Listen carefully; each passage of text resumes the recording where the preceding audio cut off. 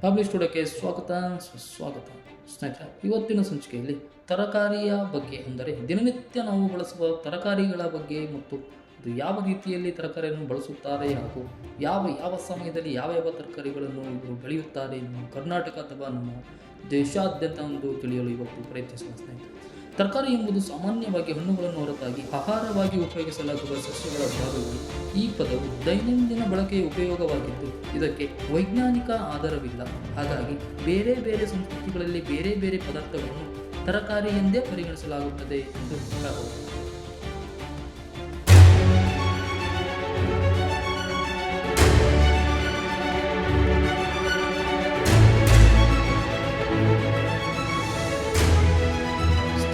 ಮಳೆಗಾಲದಲ್ಲಿ ತರಕಾರಿಗಳು ಟೊಮೊಟೊ, ಬೆಂಡೆ, ಬದನೆ, ಹುರುಳಿ, ತಿಂಗಳ ಹುರುಳಿ, ಗೆಣಸು, ಸೌತೆ, ಕಲ್ಲಂಗಡಿ, ಕರ್ಬೂಜ, ಕುಂಬಳ, ಹಾಗಲ, ಮೂಲಂಗಿ ಮುಂತಾದವುಗಳನ್ನು ಬೆಳೆಯುತ್ತವೆ. ಅದೇ ರೀತಿಯಲ್ಲಿ ಚಳಿಗಾಲದಲ್ಲಿ ತರಕಾರಿಗಳು ಕ್ಯಾಬೇಜ್, ಹೂಕೋಸ್, ಗುಜರಿ, ಬಟಾಣಿ, ಈರುಳ್ಳಿ, ಆಲೂಗಡ್ಡೆ, ಮೂಲಂಗಿ, ಟರ್ನಿಪ್, ಸೊಪ್ಪು, ತರಕಾರಿ ಮುಂತಾದವುಗಳನ್ನು ಬೆಳೆಯುತ್ತವೆ. ಅದೇ ರೀತಿಯಲ್ಲಿ ಬೇಸಿಗೆ ತರಕಾರಿಗಳನ್ನು ಬೆಳೆಯುವುದು ಯಾವುದು ಎಂದರೆ ಸೌತೆ, ಕಲ್ಲಂಗಡಿ, ಕರ್ಬೂಜ, ಕುಂಬಳ, ಬೆಂಡೆ, ಬದನೆ ಮುಂತಾದವುಗಳನ್ನು ಬೆಳೆಯುತ್ತವೆ.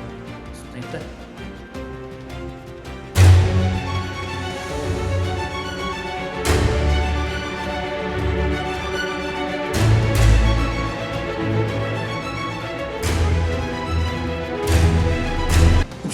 ಮನುಷ್ಯನ ಮತ್ತು ಪ್ರಾಣಿಗಳ ದೇಹದ ಬೆಳವಣಿಗೆಗೆ ಅತ್ಯವಶ್ಯಕವಾದ ಪಿಷ್ಟ ಪದಾರ್ಥಗಳು ನೈಟ್ರೋಜನ್, ಮೆಥಸ್ಸು, ಜೀವಸತ್ವಗಳು, ಲವಣ, ಕ್ಯಾಲ್ಸಿಯಂ, ಫಾಸ್ಫರಸ್ ಮುಂತಾದ ಪೋಷಕಾಂಶಗಳನ್ನು ಒದಗಿಸುತ್ತದೆ.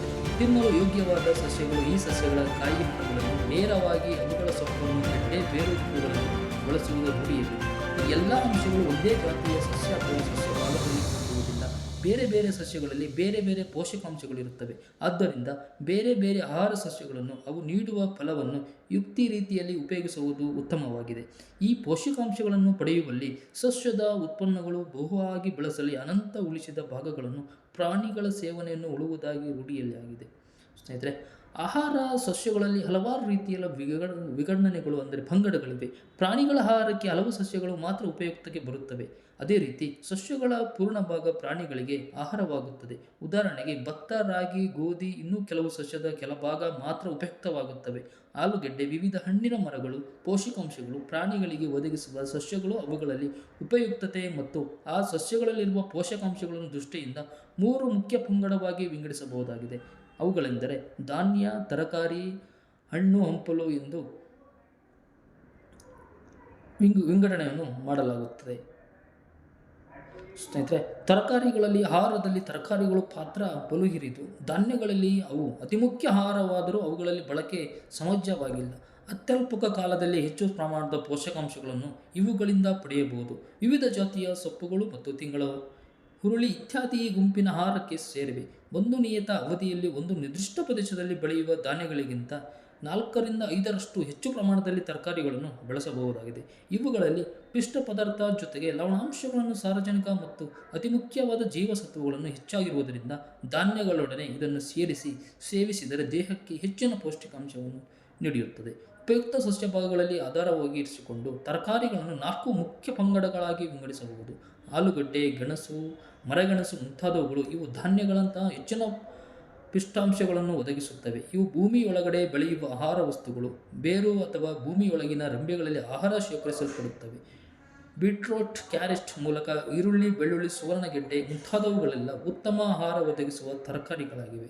ಸ್ನೇಹಿತರೆ, ಕಾಂಡ ಮತ್ತು ಎಲೆಗಳನ್ನು ಆಹಾರಕ್ಕಾಗಿ ಒದಗಿಸುವ ಸಸ್ಯಗಳೆಂದರೆ ಈ ಬಗೆಯ ಸಸ್ಯಗಳು ದೇಹದಲ್ಲಿ ಮಲಬದ್ಧತೆಗೆ ಅವಕಾಶವಿಲ್ಲದಂತೆ ನೋಡಿಕೊಳ್ಳುತ್ತವೆ. ವಿವಿಧ ಜೀವಸತ್ವಗಳನ್ನು ಒದಗಿಸುವ ವಿವಿಧ ಜಾತಿಯ ಸೊಪ್ಪುಗಳಲ್ಲಿ ಲೆಟಿಸ್, ಎಲಕೋಸ್, ಪುದೀನ, ಬಸಳೆ ಮುಖ್ಯವಾದವುಗಳು. ಇವುಗಳಲ್ಲಿ ಕ್ಯಾಲ್ಸಿಯಂ, ಕಬ್ಬಿಣ, ಸಿ ಮತ್ತು ಎಂ ಜೀವಸತ್ವಗಳು ಹೆಚ್ಚಾಗಿ ಇರುತ್ತವೆ. ಸ್ನೇಹಿತರೆ, ಕಾಯಿ ಮತ್ತು ಹಣ್ಣುಗಳನ್ನು ಮಾತ್ರ ಒದಗಿಸುವ ಸಸ್ಯಗಳದು 3ನೇ ವರ್ಗ ಎಂದು ಹೇಳಬಹುದು. ಇವುಗಳು ಬೇರು, ಕಾಂಡ ಮತ್ತು ಎಲೆ ಉಪಯುಕ್ತವಾಗುವಲ್ಲಿ ಕಾಯಿ ಮತ್ತು ಹಣ್ಣುಗಳನ್ನು ಉತ್ತಮ ಆಹಾರವಾಗುತ್ತವೆ. ಬದನೆ, ಬೆಂಡೆ, ಟೊಮೊಟೊ, ಕುಂಬಳ, ಸೋರೆ, ಪಡವಲ್, ಸೌತೆ, ಆಗಲು, ಹೀರೆ ಇವೆಲ್ಲವೂ ಈ ಗುಂಪಿನ ಸಿಬಿ ಮತ್ತು ಜೀವಸತ್ವಗಳು ಇವುಗಳಲ್ಲಿ ಅಡಗಿವೆ. ಸ್ನೇಹಿತರೆ,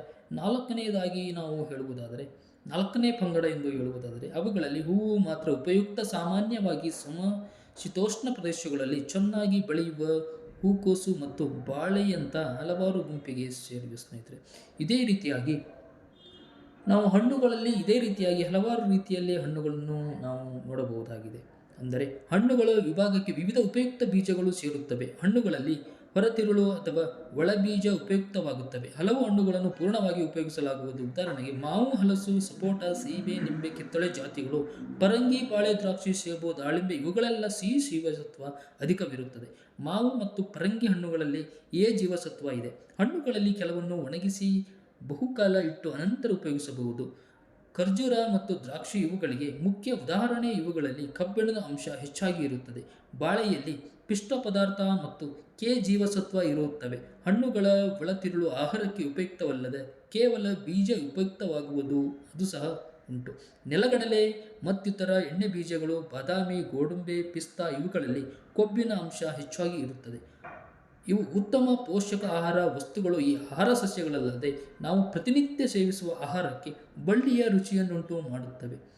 ಆಹಾರ ಸಸ್ಯ ವರ್ಗಕ್ಕೆ ಸಂಬಂಧಿಸಿವೆ. ಮೆಣಸಿನಕಾಯಿ, ಮೆಣಸು, ಏಲಕ್ಕಿ, ದಾಲ್ಚಿನ್ನಿ, ಲವಂಗ ಮುಂತಾದವುಗಳು ರುಚಿ ಪ್ರಧಾನವಾಗಿ ಉಪಯುಕ್ತವಾದರೂ ಅವುಗಳಲ್ಲಿ ಆಹಾರ ಅಂಶಗಳು ಇವೆ. ಹಸಿ ಮೆಣಸಿನಕಾಯಿಯಲ್ಲಿ ಸಿ ಜೀವಸತ್ವ ಇದೆ.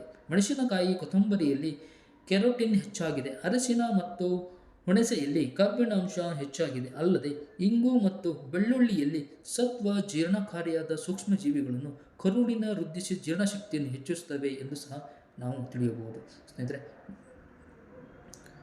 ಮತ್ತೊಂದು ಸಂಚಿಕೆಯಲ್ಲಿ ಮತ್ತೆ ಭೇಟಿಯಾಗೋಣ. ಅಲ್ಲಿವರೆಗೂ ನಮಸ್ಕಾರಗಳು ಸ್ನೇಹಿತರೆ.